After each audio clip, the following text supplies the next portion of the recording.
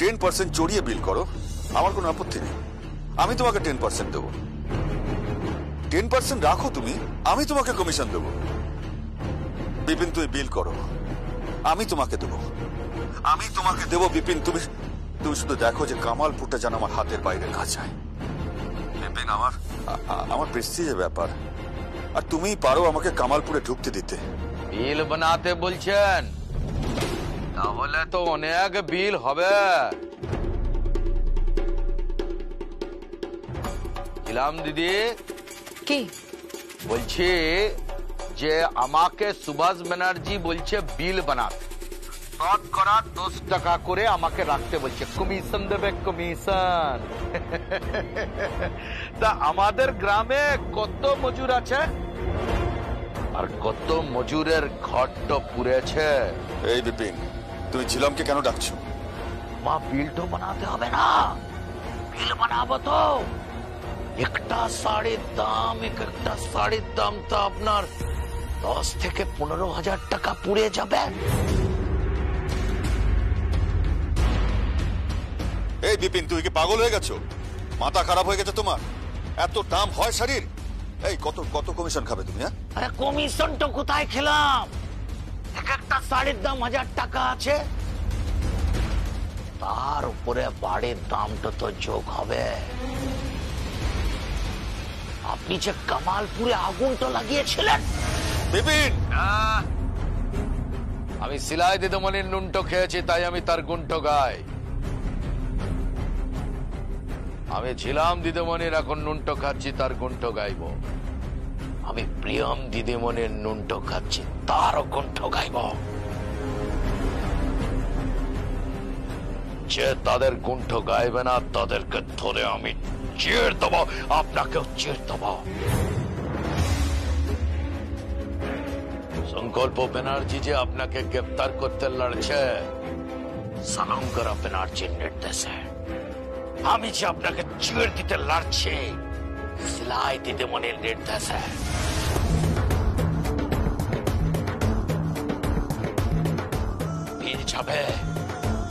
Hill নিয়ে যাবে প্রিয়ম্মা, ছিলাম্মা, বিলটা দিয়ে দেবেন। শাড়ির সাথে মজুদদের বাড়ির দামটাও যোগ করে দেবেন। তাহলে কে বলতে পারে যে আপনার শোরুমে আখটো লাগবে না? এই বিপিন, সুভাষ ব্যানার্জি, চোখটো রাঙাবেন না, চোখটো রাঙাবেন না আমায়। শাড়ির দামটো দিয়ে দেবেন। এখনো বাড়ি মেরামতির কাজ বাকি আছে, নইলে আপনার মেরামতিটা আমি করে দিব।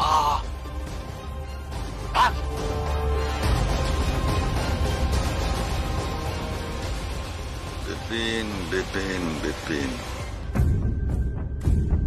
বিপিনকে তাতাচ্ছে ওই প্রিয় আমার ছিলাম। পাল্টি খেয়ে গেলে বিপিন, পাল্টি খেয়ে গেলে না, এটা তো হতে পারে না। তুমি এখন সিলাই দিদিমণির সামনে লেজ নাড়াচ্ছ, আমিও দেখবো। আমি ভাঙবো। এই লড়াই যদি ভাঙতে না পারি তাহলে কাঁটা দিয়ে কাঁটা তুলবো। ইয়েস বিপিন, আমি কাঁটা দিয়ে কাঁটা তুলবো। সুভাষ ব্যানার্জি কি বলছিল বিপিন দাদা? ভয় পেয়েছে সুভাষ ব্যানার্জি। হয়তো পাবে।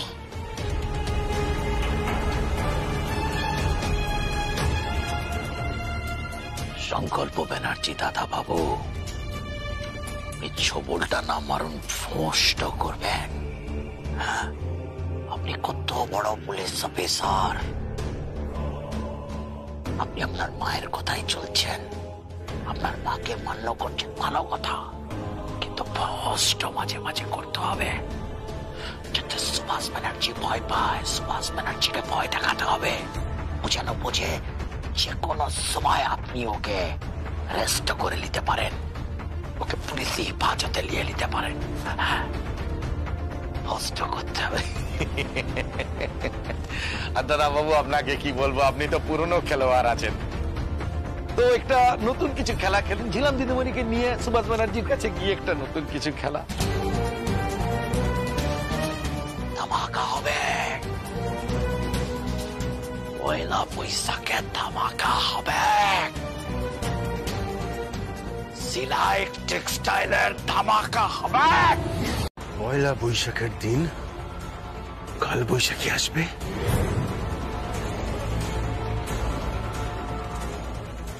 আজ আমি বলছি, তার পর কামালপুরে সুনামি আসবে।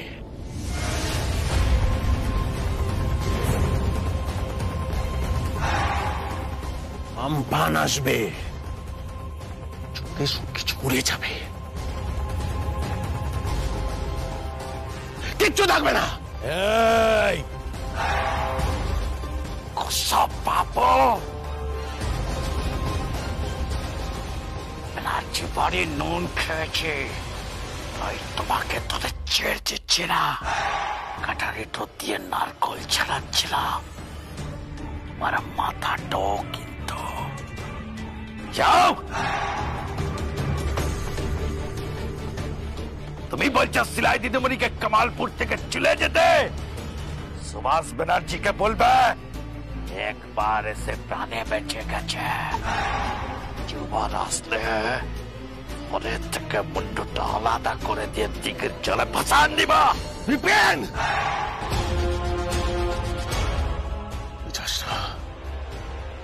টাকার চাকর, আমাদের কর্মচারী,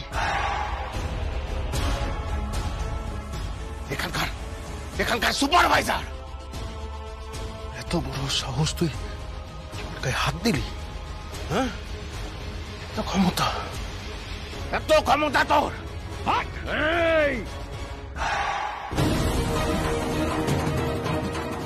হতে পারি 2 টাকা, হতে পারি কর্মচারী, হতে পারি, কিন্তু তোমাদের মতন নিমক হারাম নয়। যাদের নুলটো খায় তাদের কুণ্ঠ খায় ইমানদার। বিপিন, কথায় আছে জম জামাই ভাগনা 3 নয় আপনা। সেটা তোমাকে দেখে আমি বুঝতে পারছি কুশ। বলে দিও তুমি সুভাষ ব্যানার্জিকে, প্রিয়ম ফিরছে ওই বাড়ির দরজায়, আর ওকে বরণ করবে স্বয়ং শালঙ্কারা ব্যানার্জি। কথাটা তুমি মাথায় রেখো কুশ মুখার্জি। একটা কথা বলি মিস্টার কুশ,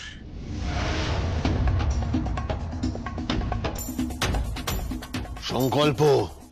হ্যাঁ,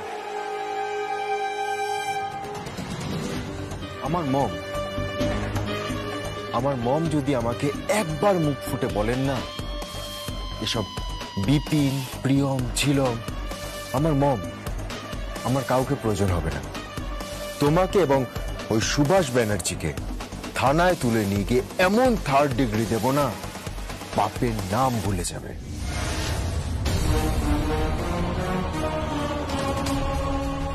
সংকল্প, কিন্তু ভুলে যাচ্ছিস আমি তোর পিছে বসাই হই না, তুমি কারোর কেউ না। তুমি আর ওই সুভাষ ব্যানার্জি, তোমরা শুধু টাকার। হ্যাঁ, যাও গিয়ে ভগবানের কাছে প্রার্থনা করো যাতে আমার মম আমাকে ভুল করেও আদেশ না দেন।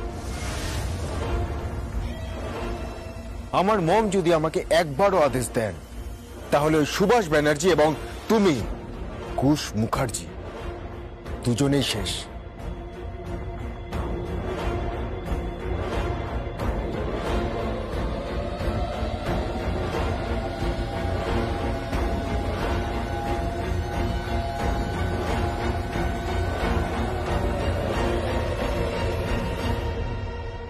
কাকাই যে আবার কি মতলব করছে কে জানে।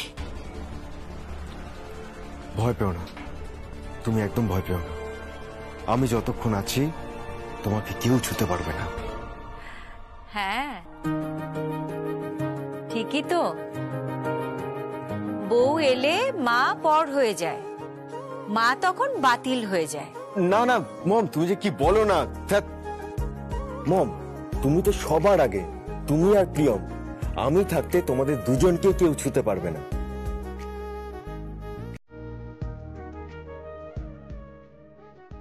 ভালো থাকুন আপনারা, সুখে থাকুন। এই পরিবারের উপরে যেন কারুর নজর না পড়ে, কারুর নজর না পড়ে যেন পরিবার।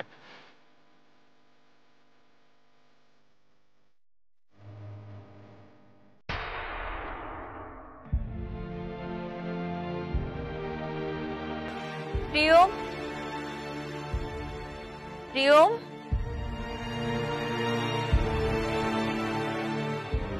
প্রিয়ম,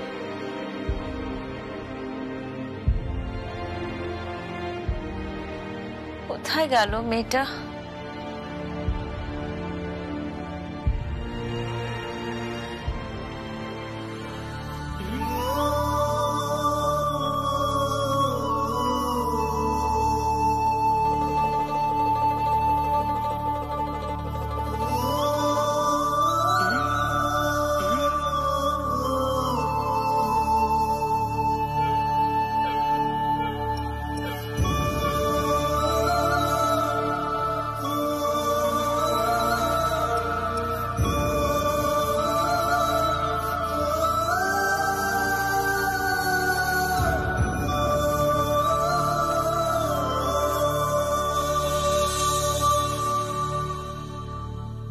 প্রিয়ম, প্রিয়ম, প্রিয়ম,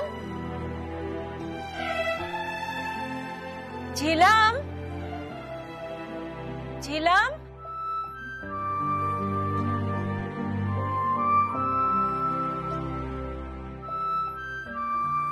ঝিলাম,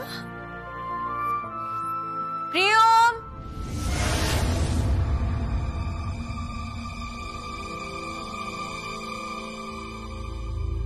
কে প্রিয়ম?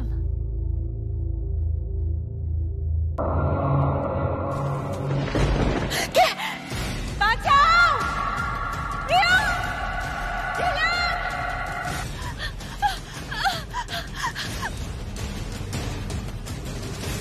বাঁচাও! প্রিয়ম! ঝিলাম!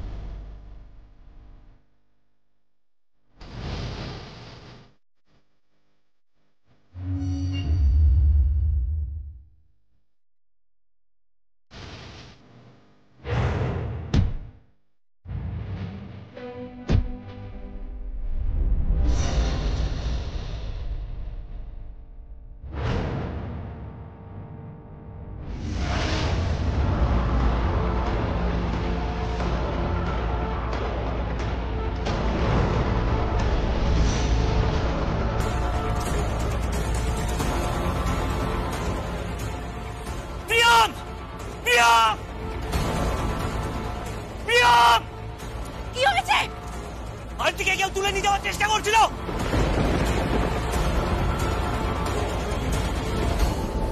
আন্টিকে ধরো ধরো। মা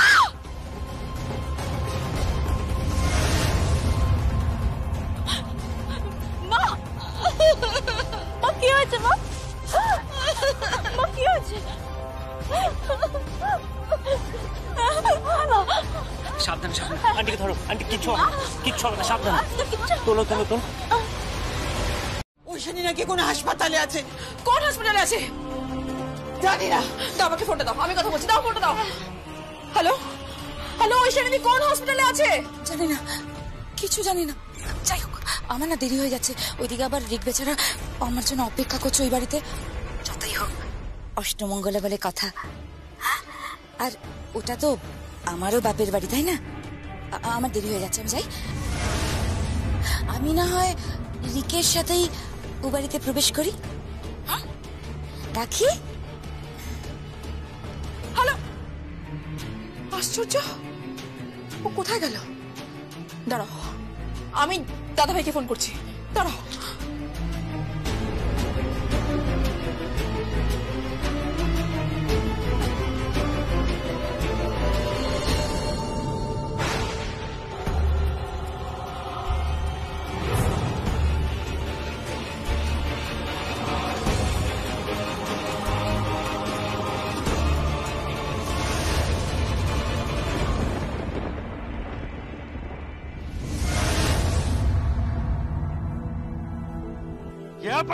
কি নাম আছে তা?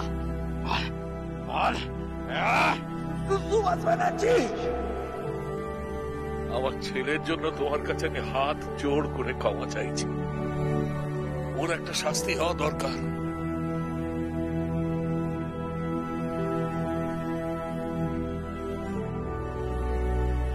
দাদা কে? দাদা বলছি, একটু পরে বাড়িতে তো তোমার মেয়ে জামাই আসবে দিরাগমনে। আর দিরাগমন? বাড়িটা শ্মশান হয়ে গেল রে। এসব এসব কি বলছো দাদা? এরকম বলো না প্লিজ। হ্যাঁ রে, বাড়িটা শ্মশান হয়ে গেল। বড় ছেলেটা কিরকম উদাস হয়ে ঘুরে বেড়ায়, বাড়িতে বড় বৌমাটাও নেই।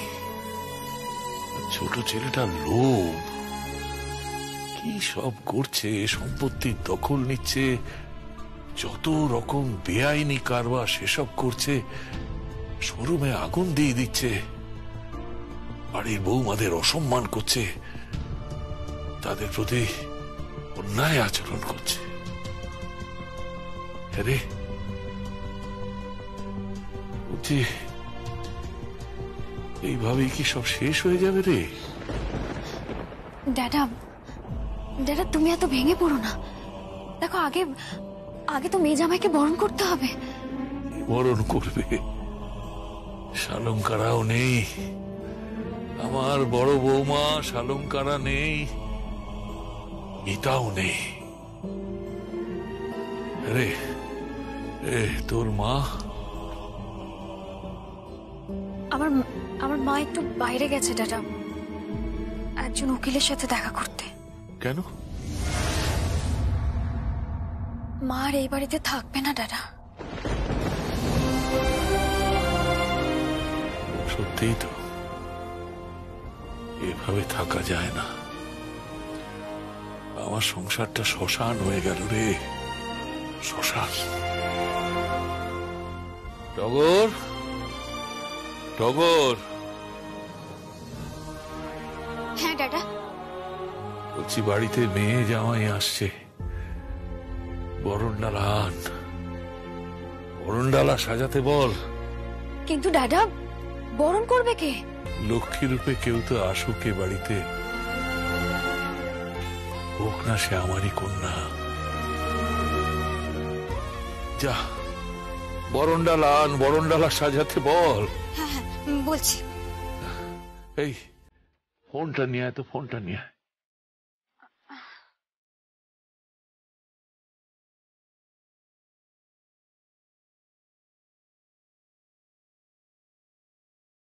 দাদা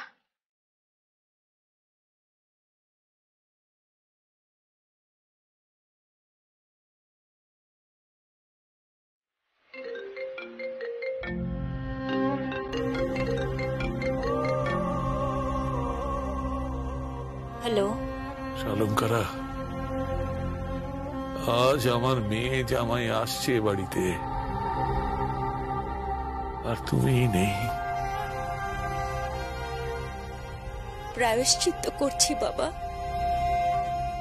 তবে আমি ফিরবো ওই বাড়িতে। ধুমধাম করে উৎসব করব, অনেক বড় উৎসব করব বাবা। ওই বাড়িতে আমি ফিরবো বাবা, আমার পুত্রবধূ প্রিয়মকে নিয়ে।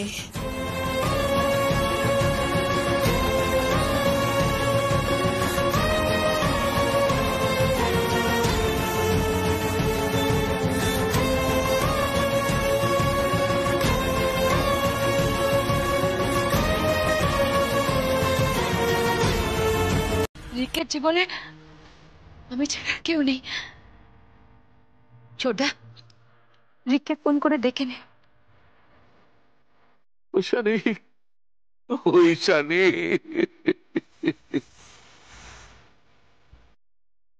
আমি এখানে বাবা, আমি এখানে বাবা, আমি এখানে বাবা, আমি এখানে বাবা।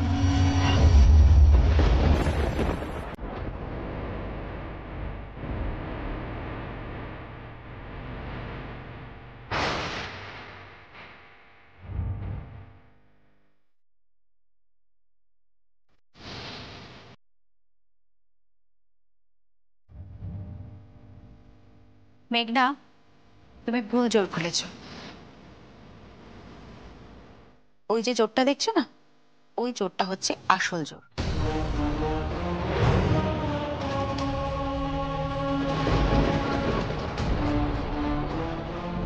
জোরটা তোলা রইল, রিক এলে একসাথে পাশাপাশি দাঁড়িয়ে আমরা জোরটা খুলব। মা, তুই বেঁচে আছিস? সুস্থ আছিস?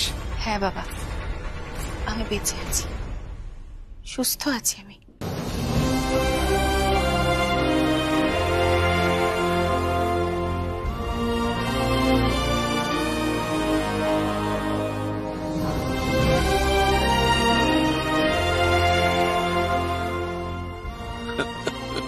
আমি ঠিক আছি বাবা, আমি একদম ঠিক আছি। বাবা জানো, আজ কৌশানী আমাকে নিজে ড্রাইভ করে এখানে নিয়ে আসছিল।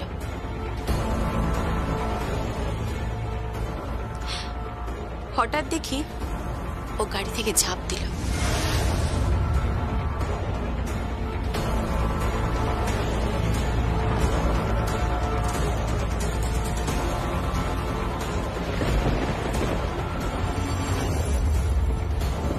কৌশানী, কৌশানী!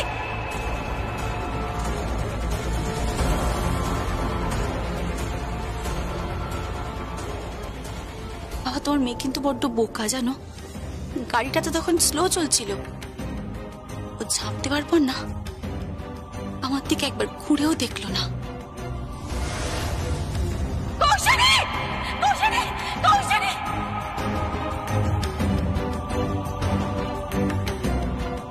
তখন আমি বুঝলাম যে ওর আসল প্ল্যানটা কি ছিল। তারপর চারিদিকে ছড়িয়ে দিল যে আমি নাকি মরে গেছি।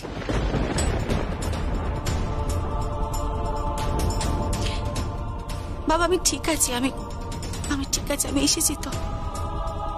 কৌশানী, তোর খুব শখ ছিল না যে তোকে কেউ বরণ করুক, সুন্দর করে বরণ করে তোকে কেউ ঘরে ডাকুক? আমি আজকে তোর সেই শখ পূরণ করলাম, আমি তোকে বরণ করলাম। কিন্তু কৌশানী, তবে বরণের পরেও তোর অপরাধের একটা শাস্তি পাওনা আছে, সেটা আমি দেব না, সেটা দেবেন স্বয়ং মল্লীনাথ ব্যানার্জি।